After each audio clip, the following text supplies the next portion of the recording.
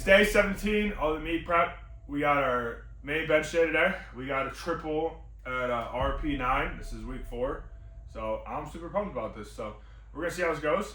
I already did a lot of my warm-up stuff. So we're at 245 on the bar right now. Same thing as yesterday or Saturday, I'm sorry.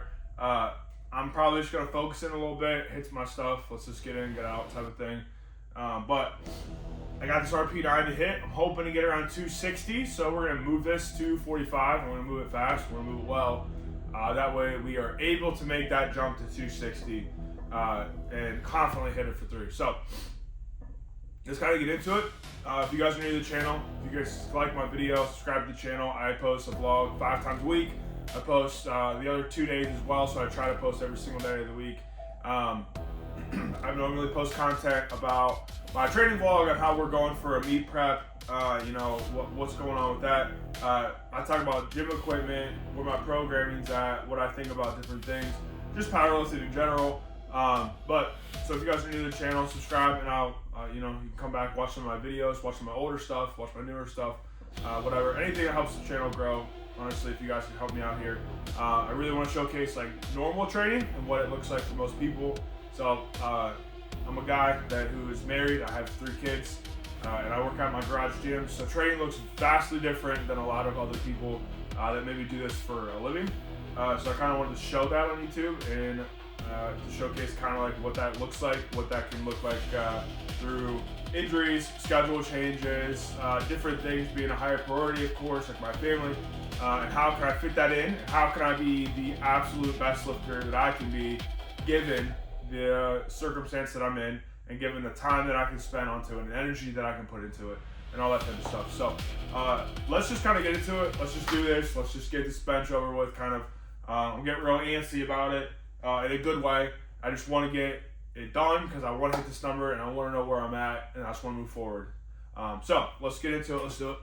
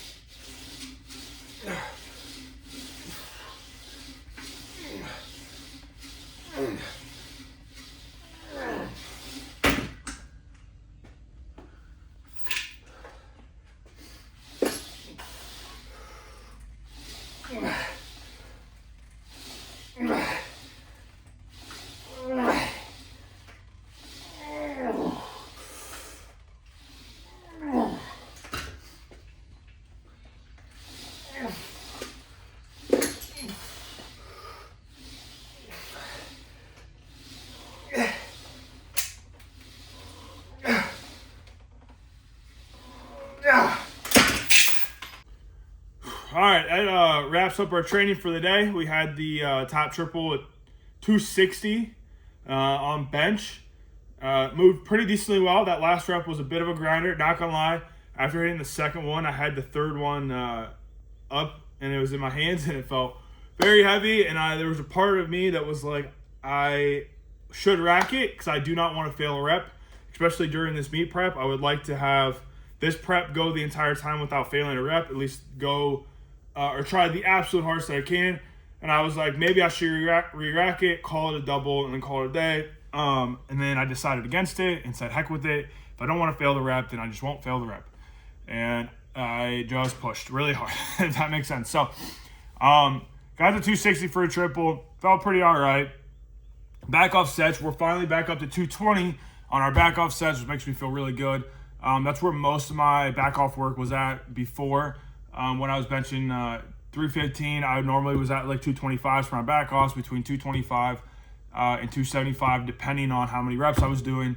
Now, if I can get to the point to doing some heavy singles, doing some back off work at 275 to 250, we'll be pretty on par with the 315 bench again. And that's where I'd like to be. So, yeah, that went well. Incline went pretty decent, not gonna lie. On incline, especially on the on the first set, my pec insertion started to hurt a little bit, especially on this right side. So that's why I stopped taking it all the way to my chest and started doing almost like a Spoto, just came off the chest a little bit. And doing that, my pecs still were inflamed, not gonna lie, or like my insertions were still kind of hurting, still inflamed. We did the Smith machine. We normally do the guillotine. I did a set of guillotine and then called it quits with that. So guillotine is gonna be no more. I don't know if the incline is what's irritating it, or maybe the guillotine press is irritating it. And then into the next week, my pec insertions are kind of just a little sore for the incline. But we're going to take guillotine out because I know that's probably the big contributor for that. And we're going to just go do Smith machine bench instead. I still really like Smith machine. I still like the up and down movement. That's it. There's only one plane to go down and up. So we're going to switch guillotine for a Smith machine bench just to get the same amount of work but different. I don't want to get such a big stretch and so much tension on my pec insertions. So we're going to switch that out. We're going to see how it goes going into the next block. We're going to give it like a week of doing, a week or two of doing inclines and dumbbell flies still. And if it still is irritating, then I'm going to pull dumbbell flies out and replace it with the dumbbell bench. And if it still irritates it, then it probably might be time for incline to go as well. I wanted to do incline pretty much up until the meet. Until that last final block, I was going to pull it. Just because of how it does help my pecs grow. And I do need bigger pecs. And I do need that stimulus directly to the pecs. But depending on how this goes and how everything feels, my shoulders, my pecs, my everything feel, yeah, we'll see. But other than that, got some accessory work done. Added some more accessory work. I feel like I'm not getting quite enough with the isometric stuff or isolateral stuff even. I feel like I'm not quite getting what I need to direct tricep work and direct bicep work for sure. So I wanted to add that stuff back in. I wanted to just do some single arm cable stuff. Cable's like the easiest thing to add to if I want to do triceps, shoulders, lats, biceps, whatever. You guys know how it goes. Like, that's pretty easy to walk up to it and just do some single arms and be done and maybe do some curls. That's it. So I wanted to add that in. I did add that in. I did not record it, but I've been starting to do abs a lot of these days. Now that I'm back in the swing of things, my core definitely needs some more work again. My core definitely got a lot weaker. I feel it in my brace, especially on my squat. So we need to start doing abs again. I did the abs in between the single arm stuff. I did some hanging leg raises. Those are pretty boring to watch, to be honest with you. I just watched me hang there and kick my feet. So did that. Everything felt great. Everything felt fine. We're going into tomorrow. We got our SSB squat day. We're going to do some pin press first, SSB squats, some front squats, some lat pull downs, yada, yada, yada. So, yeah, other than that, we're looking pretty good. I'm feeling great. I feel like everything's moving super well, at least so far in this week. That's pretty much the only last heavy thing I got. A lot of the other stuff I got, a lot of my secondary movements are all capped at like RP 8.5. I still got a Larson press single at 8.5, close grip set at 8.5, axle bar set of 4 at 8.5, and an SSB set of 5 at 8.5. So we're gonna see kind of how this goes, and then kind of take it from there. So, yeah, I think that's pretty much all I got for today. There's not a ton of yip yap to really go along with this video.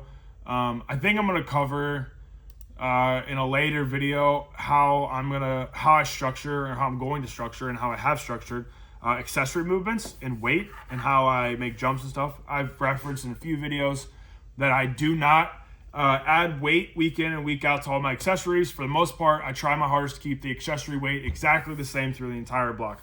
Now, things are going to go up and down as you acclimate to different movements, and when you get back, like I have been back from an injury and stuff like that, you get back in the groove of things. It's going to take a minute to get your accessories back to where they were, so that might be a little bit more up weekly. But once you get to where you're really pushing accessories, the weight should stay the same, relatively the same. You shouldn't be making a bunch of jumps. You shouldn't be making a bunch of changes. Everything should pretty much stay the same throughout the entire block, and then we can make the jumps at the end of the block if we want to. Now, the jump can be weight, the jump can be more sets, more reps, more whatever we want to do, AMRAP sets, rest pause sets, stuff like that. So we can do all that. That's something we can switch up, but I like to do that every block, so I might cover that in Wednesday's video. So I think that's pretty much all I got for today. We're going to come back tomorrow. Like I said, we're going to do some SSB squats, some front squats, some other stuff like that. More direct quad work for our squats. And then that's pretty much it. That was pretty much it. I'm really still really upset I did not get my triple on deadlift recorded, because I really would have liked to put my squat, my deadlift, and my bench triples together, especially since it's week 4. Just to see kind of how all 3 of them moved, but it is what it is. But 260 for a triple in the books. I feel really good. We're going to get through these next couple of days, do our secondary stuff, because we still need to do that. We're still a priority. Even though our heavy stuff, our heavy competition stuff's done, we still need to take this seriously, because this is where we do get stronger. This is, it's not so much of doing the heavy set on the squat, deadlift, and bench. That's going to make us stronger. It's a lot of the exposure afterwards. It's a lot of the secondary movements, the third movements, the fourth movements, the fifth, so on and so forth. That's really where we get stronger, by pushing those things. So we still have to focus tomorrow, get this squat in and all that type of stuff. So I'm going to wrap it up for today. That's pretty much it. That's all I got. If you guys are new to the channel, watch some more of my videos. I post a vlog 5 times a week. And the other 2 days, I try to post something else about gym equipment, training, programming, stuff like that. If you guys have any questions, please feel free to comment. You think I'm doing something right, something I'm doing wrong, I really don't care. Let me know. I'd really like to have discussions about what my training philosophy is, what your guys' may be, maybe how I can improve, maybe how you can improve, things that you guys have learned from me, something you guys can teach me. To be honest with you, I'm open to any suggestions, honestly. So let me know. If you guys like the video, please like the video. Honestly, it's free and it helps me out a ton just for you guys to click the like. The more I get likes on a video, the more it shoots up in YouTube's algorithm. So if you guys have made it this far, God bless you. Honest to God. I really appreciate it a lot. I'm trying to make this channel grow. I just want to show what normal training may look like for a lot of people, and not a lot of people that are full-time lifters that compete and get paid to compete or have sponsorships. I don't have anybody to sponsor me, so I have a full-time job. I have a family. I have 3 very small kids. So I try my best to showcase what normal training may look like based on those priorities and things that come first. So that's all I got. Video's probably going to cut out. We don't really have an outro around here, so it's just going to end probably. So.